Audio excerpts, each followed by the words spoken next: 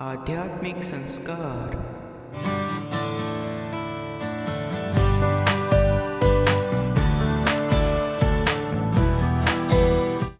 About Almighty Krishna's Bani.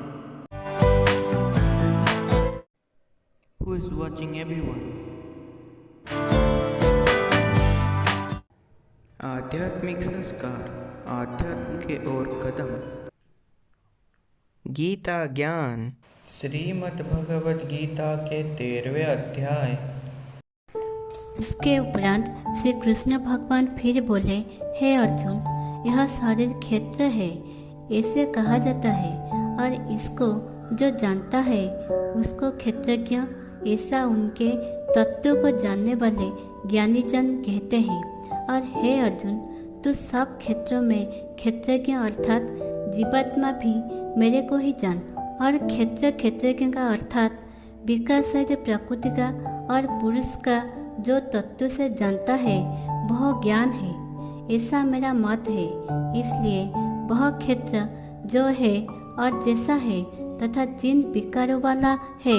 और जिस कारण से जो हुआ है, तथा वह क्षेत्रज्ञ भी जो है और जिस प्रभाव वाला है,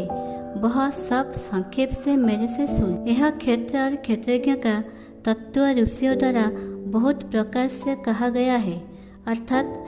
समझाया गया है, और नाना प्रकार के वेद मंत्रों से विभाग पूर्वक कहा गया है, तथा अच्छी प्रकार निश्चय किए हुए युक्तियुक्त ब्रह्मसूत्र के पदों द्वारा भी वैसे ही कहा गया है। हे अर्जुन, वही मैं तेरे लिए कहता हूँ कि 5 महाभूत अर्थात आकाश,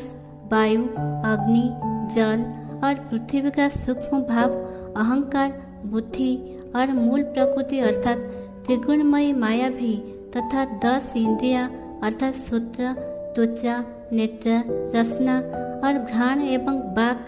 हस्त, पाद, उपस्थ और गुदा, एक मन और 5 इंद्रियों के विषय अर्थात शब्द, स्पर्श, रूप, रस और गंध, तथा इच्छा, द्वेष, सुख, दुख और स्थूल देह का पिंड एवं चेतनता और घृति, इस प्रकार यह क्षेत्र विकारों के सहित संक्षेप से कहा गया। हे अर्जुन, श्रेष्ठता के अभिमान का अभाव, दंभाचरण का अभाव, प्राणी मात्र को किसी प्रकार भी न सताना और क्षमा भाव तथा मन वाणी की सरलता, श्रद्धा, भक्ति सहित गुरु की सेवा, बाहर भीतर की शुद्धि, अंतःकरण की स्थिरता, मन और इंद्रियों सहित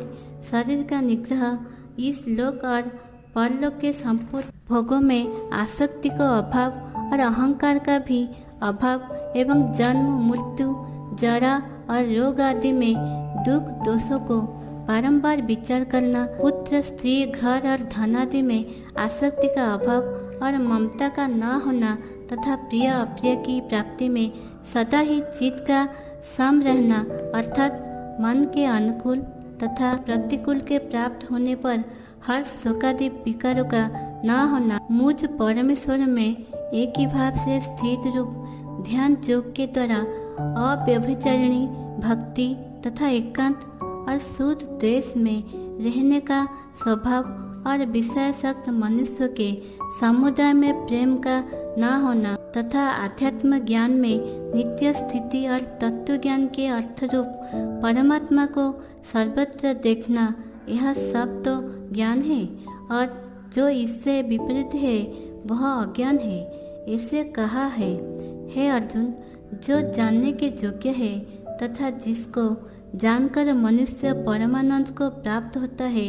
उसको अच्छी अच्छी प्रकार कहूँगा। वह आदि रहित परम ब्रह्म अकथनीय होने से न सत कहा जाता है और न असत ही कहा जाता है, परंतु वह सब ओर से हाथ पैर वाला एवं सब ओर से नेत्र, सिर और मुख वाला तथा सब ओर से सूत्र वाला है, क्योंकि वह संसार में सबको व्याप्त करके स्थित है और संपूर्ण इंद्रियों के विषयों को जानने वाला है, परंतु वास्तव में सब इंद्रियों से रहित है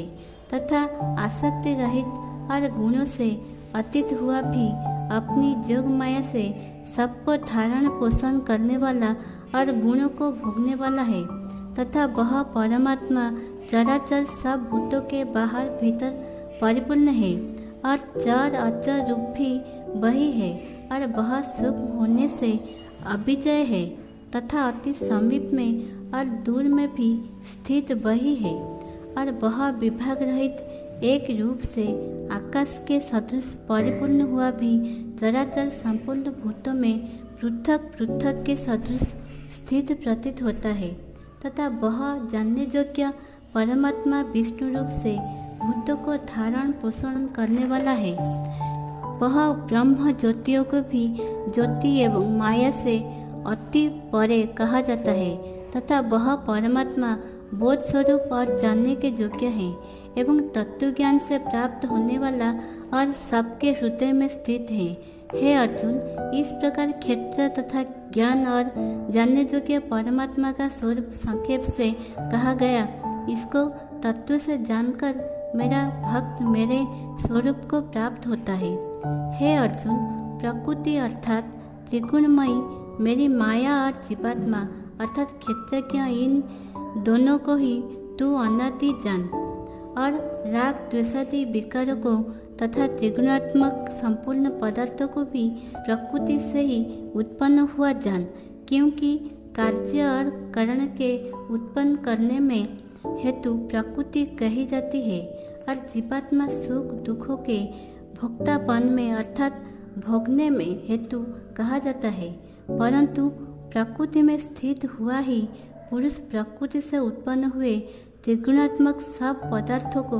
भोगता है और इन गुणों का संग ही इस जीवात्मा के अच्छी बुरी योनियों में जन्म लेने में कारण है। वास्तव में तो यह पुरुष इस देह में स्थित हुआ भी पर अर्थात त्रिगुणमयी माया से सर्वदा अतीत ही है। केवल साक्षी होने से उपदेष्टा और यथार्थ सम्मति देने वाला होने से अनुमानता एवं सबको धारण करने वाला होने से भर्ता जीव रूप से भोक्ता तथा ब्रह्मादि को भी स्वामी होने से महेश्वर और शुद्ध सच्चिदानंदन होने से परमात्मा ऐसा कहा गया है। इस प्रकार पुरुष को और गुणों के सहित प्रकृति को जो मनुष्य तत्व से जानता है वह सब प्रकार से बरतता हुआ भी फिर नहीं जन्मता है अर्थात पुण्य जन्म को नहीं प्राप्त होता है। हे अर्जुन, उस परम पुरुष परमात्मा को कितने ही मनुष्य तो शुद्ध हुई सूक्ष्म बुद्धि से ध्यान के द्वारा हृदय में देखते हैं तथा अन्य कितने ही ज्ञान योग के द्वारा देखते हैं और अपर कितने ही निष्काम कर्म योग के द्वारा देखते हैं, परंतु इनसे दूसरे अर्थात जो मंदबुद्धि वाले पुरुष हैं वे स्वयं इस प्रकार न जानते हुए दूसरों से अर्थात तत्व के जानने वाले पुरुषों से सुनकर ही उपासना करते हैं अर्थात उन पुरुषों के कहने के अनुसार ही श्रद्धा सहित तत्पर हुए पुरुष भी मृत्यु रूप संसार सागर को निस्संदेह तर जाते हैं। हे अर्जुन, जवन मात्र जो कुछ भी स्थावर जंगम वस्तु उत्पन्न होती है उस संपूर्ण को तू क्षेत्र और क्षेत्रज्ञ के संयोग से उत्पन्न हुई जान अर्थात प्रकृति और पुरुष के परस्पर के संबंध से ही संपूर्ण जगत की स्थिति है।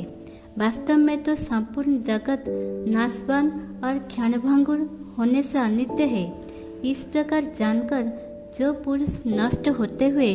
सब चराचर भूतों में नाश रहित परमेश्वर को समभाव से स्थित देखता है वही देखता है, क्योंकि वह पुरुष सब में समभाव से स्थित हुए परमेश्वर को समान देखता हुआ अपने द्वारा आप को नष्ट नहीं करता है अर्थात शरीर का नाश होने से अपने आत्मा का नाश नहीं मानता है। इससे वह परम गति को प्राप्त होता है और जो पुरुष संपूर्ण कर्मों को सब प्रकार से प्रकृति से ही किए हुए देखता है अर्थात इस बातों को तत्व से समझ लेता है कि प्रकृति से उत्पन्न हुए संपूर्ण गुण ही गुण में बरतते हैं तथा आत्मा को अकर्ता देखता है वही देखता है। और यह पुरुष जिस काल में भूतों के न्यारे न्यारे भाव को एक परमात्मा के संकल्प के आधार स्थित देखता है तथा उस परमात्मा के संकल्प से ही संपूर्ण भूतों का विस्तार देखता है, उस काल में सच्चिदानंद धन ब्रह्म को प्राप्त होता है। हे अर्जुन, अनादि होने से और गुणातीत होने से यह अविनाशी परमात्मा शरीर में स्थित हुआ भी वास्तव में न करता है और न लिपायमान होता है। जिस प्रकार सर्वत्र व्याप्त हुआ भी आकाश सूक्ष्म होने के कारण लिपायमान नहीं होता है, वैसे ही सर्वत्र देह में स्थित हुआ भी